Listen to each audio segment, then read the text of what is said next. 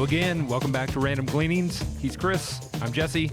And let's talk rates, Chris. Do we have to? I mean, it's not a fun topic, and I'm sure it's the most exciting thing that you've heard all day, folks. But I think it really, honestly, is something that it's helpful to get your arms wrapped around it, right? It is. All right, so let's look at this time last year versus this year. Okay, so 2020 was a good stock market year despite COVID because of all the money that was printed from the Federal Reserve, pushed out by the Treasury. I mean, of course, it was also pushed out into quarter two of 2021. In fact, I think that was some of the largest amounts of money that went out, which kind of makes Q2 of this year sort of interesting, I think. Well, there was that, and then also just for context, there was the advanced child tax credit in the second half of the year, right? And all of that was in the context of low lending rates, right? Okay, so let's look at let's just look at the health of the bond market at the end of the first quarter of 2021. All right. So again, is this exciting? Maybe not, but it just shows what's going on. Okay.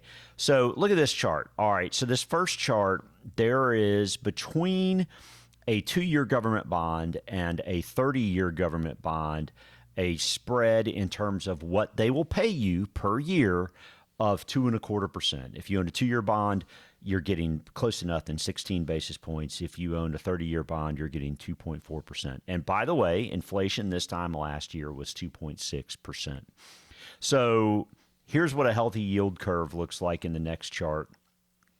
And if you look at what things looked like at the end of 2021, what you would find here in our third chart is that the yield curve looks like a pretty healthy, right? Healthy chart at the end of the first quarter of longer maturity, you should get a better rate. Yeah, right. The further out you go or you're willing to give someone your money, the more you should get paid for. That's it, right. Right? That's right. So let's look at now. So right now, the difference between a 2-year government bond and a 30-year government bond as of Friday, this is Monday the 28th, there's a 0.47% spread. And when I walked away from my computer a minute ago, the 2-year bond is no longer at 2.13. It is at 2.3, which means now it's gotten even more narrow by another 0.17%. So we've gone from a 0.47 to 0.3. Okay, so all this stuff is together. So, and by the way, inflation is at a low rate of 7.8% as of the end of March. The next inflation report will be April 12th, I think. Mm-hmm. All right. So what's this mean for lending? I guess that's my first big question. Well, if you go to that next chart, which shows the yield curve of right now, which hardly looks like a curve, but rather kind of a flat line. And in fact, pancake. The 5-year is paying more than the 10-year, which is kind of odd. But either way, the risk now, it seems, is to lenders in what would be my motivation in lending you money over the long term at a rate that is not any better than a short-term rate. Right. I mean, so it tightens those capital markets or lending, which is, why people get worried about an inverted yield curve, being a signal for, the R word, recession. Right. So I think we see that play out in the just very, very, quick spike in 30-year mortgage rates. So next chart shows how that's moved very rapidly since the start of the year. And that, that's going to tighten up some of those markets in real estate. Am I wrong? So you would think so. You would think it would. I mean, we've talked so much about what a good shape the consumer's in. Right. I mean, like if you've got a 2.75% mortgage rate, I mean, you're effectively trapped in your house now, but in a good way. in a good way, that's right. From a cost standpoint, absolutely. I mean, so we listened to hat tip to the folks from Data Trek. Listened to some very good points made. So the principal from Data Trek said the other day in an interview, we keep cycling back to the same endpoint. How do you bring down housing demand? It isn't with rates, it's with fewer people employed and a recession. Okay. So he was effectively implying that the Fed wants to take the unemployment rate up and to slow down business. And I mean, the question is, who's right here? Because the stock market's been going up in the last 20 days or so. In fact, the stock market's up a fair amount in the last 20 days, 8-9%. And so the big question is you've got rates ripping to the upside, and you've got the yield curve flattening quite a bit, which implies that the Fed's going to push us into recession, because the short end is raising very fast while the long end is either staying the same or coming down. And that's what flattens that yield curve to a straight line. But yet stocks have been going up in the last couple of weeks.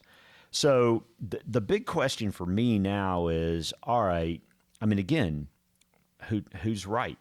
I mean, inflation's probably not going to just immediately stop. There's always the potential that inflation evaporates right here, okay? And that all of a sudden this stops being an issue. But I don't really know how that happens if there's still some issues with China, or excuse me, not with China, with Freudian slip. If there's still issues with COVID in Asia, I mean, we're talking about a fifth booster now. If there are supply chain issues with respect to Russia or Ukraine, obviously still an issue. So food costs, which were one of the biggest contributors, the second biggest contributor last year, could still be an issue this year. The number one, by the way, do you know what the number one issue or the number one inflationary item was in CPI last year? I mean, it's got to be energy, right? Or it was used cars. Oh, well, there you go. That makes sense. Yeah. And so there's an interesting chart on that one as well. We saw a massive run up in the value of used cars, as I'm sure everyone is aware. If you've got an extra car, it may be time to sell it if you don't need it, but yeah, really, maybe not. That's right. So either way, from January, we saw prices come down on used cars on average, right? But to your story about the idea that inflation may be stickier than we would like, there's some concerns, again, back to this DataTrek research firm that suggest the latest trends in key indicators suggest that wholesale used vehicles value will likely see increases in the second half of this month. Okay, so this decrease that we've seen so far might actually tick back up. And some of that is because the retail days of cars on the lots, apparently, again, this is all new information to me, but dealers like to have about 60 days of supply on the lots such that a customer can come and have ample supply in which to choose from. That was at 51 days at the end of last month, and apparently it's down 6 days from that, so down to 45 days. So one of these supply constraints, again, back in the used car market that probably does not solve itself overnight in that we see prices come back down. So again, all right. So the biggest two issues for inflation last year were food, right? Which now with, again, I'm not saying we're experts on whether wheat from Russia ultimately implies, a supply chain issue with respect to food. But the two biggest last year were cars and food. And there's not, and I think we've seen maybe a little bit I've seen at least some reports in some places of a little bit of a slowdown in terms of the rise in prices in food. But, has that borne itself out completely? Not in my last trip to the grocery store. That's right. But then cars, to your point, what happens there? So, if inflation is a little more sticky in the near run, then what does the Fed have to do? So our friends at Bespoke put out the next chart or shared the next chart, and they said, and this was on March 25th, a few days ago, they said, hey, the odds of 100 basis points of hikes between May and June went down today. But wait, that's because the odds of 125 basis points of hikes actually went up from 3% to 16%. So what that means is instead of a 0.5% hike in May and a 0.5% hike in June, somewhere in there you've got a 3/4 hike if that's true. So just for context, back to the beginning of this thing on the yield curve, where on that chart does the Fed affect these rates? At zero. At zero, right. So pushing that rate up at the zero mark, at least presently, would look like it's going to put pressure on that yield curve to invert. Right? That's right. Effectively, if you look at the charts to 2023, it implies the Fed 75% chance that the Fed's at 2.5% on the federal funds rate, which is the zero rate. Right. Right now, the 10 years trading at 2.4. Right. So that would imply that unless the 10-year takes off for whatever reason, and of course, if people get more scared out there in the world, that probably pushes rates down. Right. You would think that you've got some issues there. And that's why rates are so important to look at. Again, it may not be the most interesting thing to discuss, but it is an important factor in assessing the health of the market, and where we are economically. Yeah. So as one of our strategists says, equities are fine, but I trust the bond market. It's 4 times the size. And so, the question is, who do you trust? Do you trust the equity market or do you trust the bond market? So here's some more interesting stuff from DataTrek. So we're getting ready to finish the first quarter right now. It's 28th, a few more days left in the first quarter. So then we're going to start getting earnings reports in April from the first quarter. Well, here's the thing.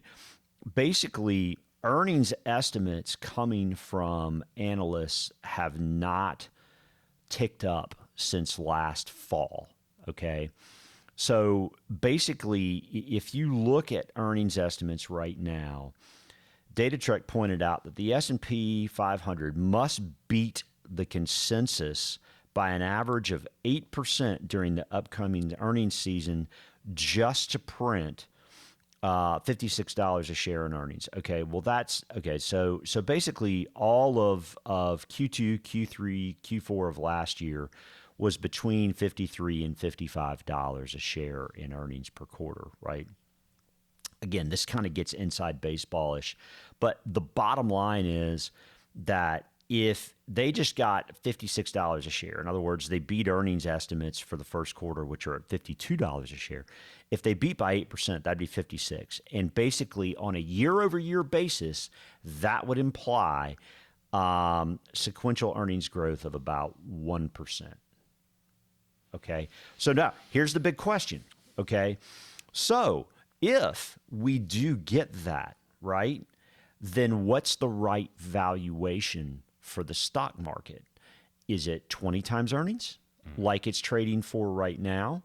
So really, from the good side, cash flow is pretty strong for businesses. That should allow for higher levels of stock buybacks. So you can imply that would be a reason for a higher valuation.